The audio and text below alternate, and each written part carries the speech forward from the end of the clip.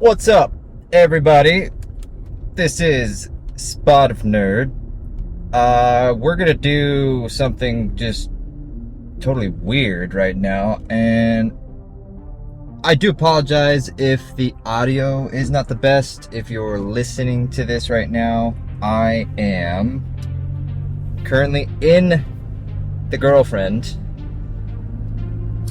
It sounds really weird, but I'm actually in my truck right now, who I consider to be my girlfriend because god damn it, she is fucking amazing. And I figured let's go for a drive because it's a fucking gorgeous day out, and let's also do an episode.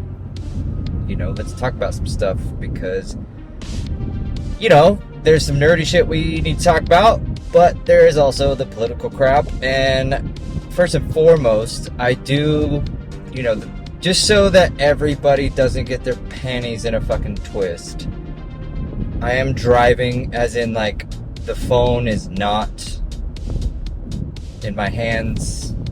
If you're watching it, I'm trying out new recording techniques, and I've just started to learn how to use the director's cut or the pro cut, whatever. The thing that basically you can record the front and the back of your device, so it's really cool. I don't know about you, but I think it's kind of cool. So anyway, you'll have to forgive the footage, the techniques, everything in between. I just figured it'd be kind of a fun thing to do right now. You might even get to hear some of my road rage. You'll also get to see my driving skills, which might not be the best on the planet. So, yeah, who knows?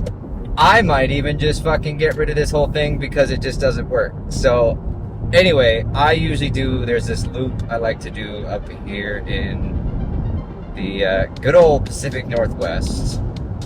Sometimes it's just nice to get away for a little bit and drive around. So,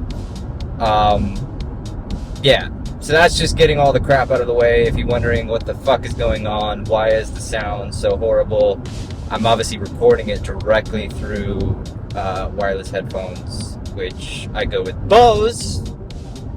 Not that I don't even know why I'm mentioning that either, because they're not like a sponsor or anything. I just like Bose headphones. I think they're comfortable. I think they're good. They're badass, yada, yada, yada. So, and the girlfriend, of course, my Toyota Tacoma TRD Pro. Trust me, you will not miss her on the road because I was very fortunate to get one of those electric lime colors, and it's fucking amazing. If you follow me on Instagram, which is at spot_. I've even forgotten my own Instagram. It's at spot_of_nerd. And you can see me, I do some off-roading in this truck, which is fucking amazing too. So anyway, you can just kind of see me do a little bit of a tool around as we talk about some of, again, the craziness going on in this world. And we'll hit it off with the politics first before we get into the nerdy stuff. And the current thing right now that you are being distracted away from everything else is the cocaine that has been found at the White House. Now, I would love for anybody to tell me the last time you heard that there was cocaine in the White House. And it is just laughable at this point. Like, if you are believing anything that these people are telling you, I've said this many times before, this is a spot of nerd broken record moment. I just feel sorry for you. Because you're telling me the most surveyed, as in, surveillance, yada yada, protected establishment maybe on the planet, and you don't have a clue whose cocaine this is? Like, do you even believe your own bullshit at this point? It's just laughable because it's clearly the wonderful Hunter Biden and his wonderfulness, because the guy can literally murder people, and I can promise you the news will praise him for it. It's just, I can't even, the words I can't even put together if you actually believe this crap that, oh man, I don't know who this fucking came from. It's fucking weird. Oh my god. Just stop. You look like a fucking fool, whoever is believing this. It's just pathetic and it's sad. Just stop. So yeah, there's that. God, what else was there? You know, I saw an interesting story. Now, you will have to go back and look, with the 4th of July weekend that recently just happened. You know, this will, of course, lead us into the nerd stuff. Indiana Jones and the Dial of Destiny has just been massacred. Absolutely massacred at the box office. And there's a way, if you follow like some of these other nerd channels, or even just, I guess, some conservative channels, there's I forget how they describe it, how they kind of are trying to rescue the numbers, you know. If you follow, there's a channel, Nerdrotic, where they're pretty much reviewing nerdy shit, talking about that side, a little bit more involved than I am. But it was incredibly laughable, because you can just imagine, as they were saying, Disney and Lucasfilm right now are scrounging every couch, every chair, everything imaginable to push past the $60 million opening weekend box office numbers. They were expecting well over $100 million on this film, and they barely scraped by with $60 million.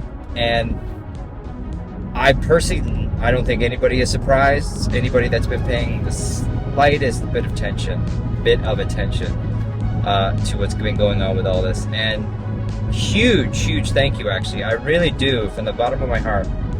So many thank yous to everybody that has been watching and subscribing and everything in between, because I have had probably more conversation, more new subscribers with the episode 166, where I really go into the Indiana Jones movie. But again, this is just continuing on that in relation to just how bad this really is. And, you know, there are estimates, you know, even if you go back a little further to it's in the 160s of my episodes, but where we talk about The Flash. It is projected that Warner Brothers, will lose $200 million on the Flash film. Now, could you attribute that to more than just Ezra Miller being a convicted pedophile? Sure, you know, it's one of those things. The DC universe is dead. They're going to reboot it with James Gunn, blah, blah, blah. I personally think it's because Ezra Miller is a convicted pedophile. That's just me. Nobody wants to go see that shit. As I saw, I didn't pay for it. I just got one of those VIP screenings, which I was very excited about, because, hey, first time somebody recognized me. But again, it was just kind of a really cool thing to see that, yeah, nobody's going to go watch this crap. And it's only continuing with Indiana Jones. It's absolutely amazing, because when you give us crap, we are simply just going to, I can speak from firsthand experience, a monkey will throw shit right back at you. It's really that simple. It's fucking garbage. And it is doing nothing but pushing agendas. You're pushing narratives. You're pushing nothing but bullshit down people's throats, down the audience throat, and expecting flowers to grow. It's like, what did you expect? People have woken up to this crap, and they're done. They are absolutely done with it. It's only going to get worse. Whether you're Marvel, whether you're Star Wars, whether you're Lucasfilm, everything in between, it is only going to get worse until you start to change it. We've got some amazing films coming out in the next couple weeks, which of course I'm very excited about, and we'll definitely give you a lot of good reviews on. You've got you've got the new, oh my god, brain fart. I swear I know this. Tom Cruise You know what I mean? Mission Impossible, Dead Reckoning. There's the part 1. It looks incredible if you are a fan of the Mission Impossible films, which I am. I love the story. Obviously, it's superior to even so much as like Fast and Furious, because dear God, as terrible as those films are, how they made 11 of these, or going to be making 11 of these, is way beyond me. That's beside the point, but because, again, this is going to be, I think they're going to wrap this up with Dead Reckoning Part 1 and Dead Reckoning Part 2, which comes out later. But you're going to see this movie own the box office. This movie is going to light up. I mean, I would expect, I don't really know what the projected numbers are, but it's going to be, it's going to be several $100 million. It has to be. I mean, it's look at what was it? It's Top Gun Maverick. Top Gun Maverick. Its overall, like, I guess profit or whatever you want. I don't know. There's terms, you can look this shit up. But the bottom line is, it profited over $1 billion at the box office. Meanwhile, that was even a year ago, over a year ago now, where quote unquote people can still say we were in the pandemic times. So when they give you crap about, with the Indiana Jones film and how, oh, well, people they're not going to the theaters and they're not doing this and they're not doing that as far as movies are concerned, it's all crap. It really is crap, because all you got to do is just give us a good fucking movie. Top Gun Maverick proved it. It's really not that difficult to put 2 and 2 together. So with Dead Reckoning, that movie is going to destroy everything, and it's going to be beautiful, because I can't wait to go see it. I am really, really excited to go see it. And even after that, you also now have 2 of some of the greatest actors and actresses coming together to bring out Barbie. Yes, I am not afraid to say that I will be going and watching Barbie. But you're also going to get Oppenheimer, which is starring... oh God, you know him if you saw him. I forget his Eddie Murphy, not Eddie Murphy. Clearly not Eddie Murphy. Gideon Murphy. He's the guy who played the main person in Peaky Blinders, which was. We'll have to talk about that in another episode. But if you haven't watched Peaky Blinders was genuinely one of the greatest series that has ever been created. It's fucking amazing, and I definitely recommend going. Or at least watching it. It's on Netflix if you haven't already. But he's going to be the main guy in Oppenheimer. And again, Christopher Nolan. He was the guy who did the Batman trilogy. You cannot go wrong with these people. Watch the box office just blow the fuck up in the best way possible. Unless they start driving narratives, which I very much doubt.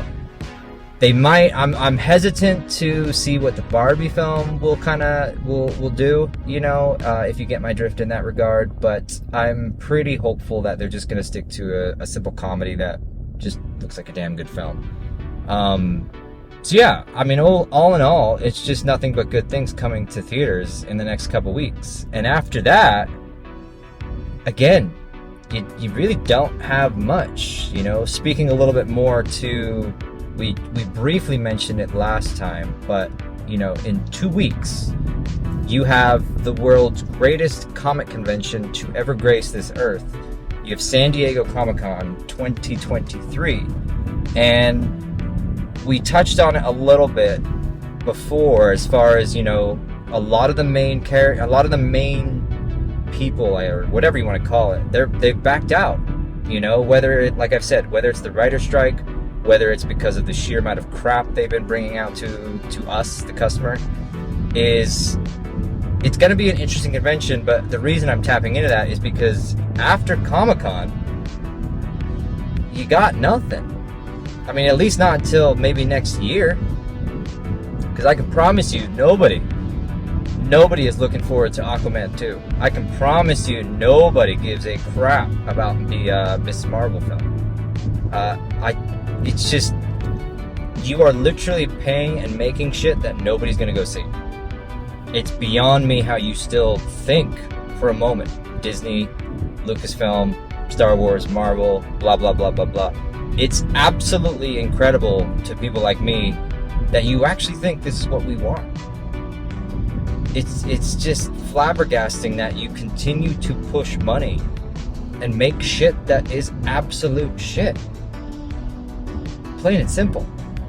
It's almost as if you were to go back and redo a lot of this stuff, or if anything, gave us what we wanted, you would actually get your customer base back. You would actually probably see these people go to Hall H and give us panels that are going to blow our minds, you know?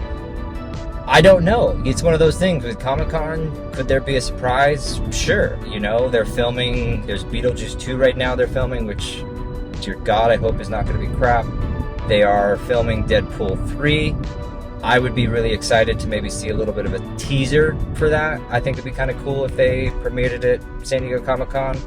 But, you know, and then you got the haters that, like, God bless the internet and your trolls. You know, there's going to be a lot of hate with this comic convention as far as, you know, oh, well, a lot of the big names are not going to be there. They're going to be there, but it's a comic convention. This isn't a TV convention. This isn't a film convention. Yes, I will admit, it'd be cool to see some of these bigger names out there, a lot of these panels that aren't necessarily going to be a panel. Sure, I do think it would be cool to see it. But that doesn't take away from the experience. San Diego Comic-Con is... again, you can't really put it into words, but it is the masterpiece of what a comic convention is. If anything, hopefully, this will kind of take it a step back in a good way, in a positive way, so that more people can enjoy it, so that you have your vendors that can maybe actually experience it better with their customer base, with their fans. That includes artists, that includes, you know, maybe those early screenwriters that want to become a big name one day. I think it's a very good thing. It's also going to be something that I'm going to be surprised, specifically from a crowd level. You know, especially if you have a lot of people that are not going to be expanding out into the panels, that means they're all going to be on the show floor. It'll be very interesting to see how that goes. And if you've watched this channel before, I encourage you to go back and watch our previous San Diego Comic-Cons, because it can get fun. And I mean fun in a positive way, but also a negative way. If you'll understand, just go watch the videos. You'll get kind of where I'm going at. But no, I'm excited for it. I think San Diego Comic-Con is going to be a blast. Screw the haters, screw the trolls. If you don't want to go, then just don't fucking go. And everybody's just going to have a blast. And I hope you'll watch it here, you know? We always do the 4-day series. We record lots of great footage. We meet a lot of great people. I'm going to have a whole new group of friends going with this time. And, you know, we'll push out the content as soon as I can. And I hope you enjoy it, because I really do appreciate it. You know, we'll kind of wrap this episode up a little bit. But, you know, I have been getting massive amounts of support lately. And it's been incredible. It really has. Whether it's through subscribers, whether through comments. Rumble has officially gave us a custom URL. Things are going really well with this channel. So I want to send again a huge thank you to everybody that follows and supports. And the cliche stuff, I would be ever so grateful if you would continue to do it. If you haven't already, throw me the subscribe. Tell me what you think. Anything you want to see change. Do you want to join in on the podcast stuff where you can, you know, just listen on Spotify, which is, I know, the only place where all episodes are playing. We are on Google Podcasts, Apple Podcasts, the whole 9 yards, but I think Spotify is a place where you can really listen to everything, you know, without any disruptions, shall we say. Of course, we're on YouTube, so subscribe there, but Rumble is where I'm really trying to beef up things. That is the best place where I am not being censored. That is a real thing. I mean, that's for another episode, another time to talk about. But you know, it's getting pretty bad. So that's why I think Rumble is going to be hopefully the future for people like me, especially the ones that speak out against a lot of this crap in relation to politics, in relation to censorship, and everything else in between. Not to mention, not to go down that road right now. We'll just go a little bit, and then we'll come back to a finale. But we've got a presidential election in less than 2 years, probably less than a year and a half away, and man, I am gonna be very surprised to see what the future holds for the rest of the remaining term, shall we say, for a so-called president in office right now. It's going to be amazing what kind of stories come out. It's going to be amazing what kind of corruption is dealt. Side note, side topic, if you want to get down to the economics, the financials of things, just today I was reading in the, if you look at the economics, the money, etc., mortgage rates have now just hit 7.1%. 7.1%. Now, if you know what that means, you're a far smarter person than me, because I had to look this shit up. I don't understand the maths and the interests, blah, blah, blah, blah, blah. What that means is, just to give you a hypothetical, somebody did some math. Let's just say 10, 15 years ago, whatever it might have been, you might have had a mortgage of $1,600. Today, at a rate of 7.1%, that means your mortgage is about $2,700. That's a shit ton of money, especially during an economy where gas prices, if you live in Washington right now, are bumping back up to $6 a gallon. It's also a place where I can't buy a bottle of milk, a gallon of milk, for less than $5. And now you're telling me mortgages are going to be upwards of $3,000? Nobody is ever going to own a home. And I mean, not unless you make a shit ton of fucking money. Because, albeit, I am very grateful, by the way, that alarm. If you're hearing an alarm in the background, this is why I love this car. It means that if I have gone over a line, it basically is like an alert to say, hey, get back in line. I'm not drunk, I'm not doing anything stupid, just, again, you'll notice in this video, if you're watching it, my eyes have been on the road like 99.9% of the time. So, and the phone is on a phone holder. So if there's any officials watching, again, I am not holding this phone. I am not doing anything other than, driving. That's what safe people do.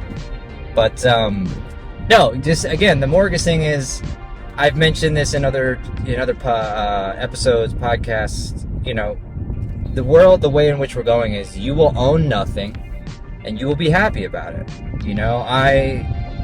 Without going down too many roads, which we've already done, clearly, I am very grateful for the job that I have. I'm very grateful for the benefits. I'm very grateful for what I have. I think a lot of us forget that.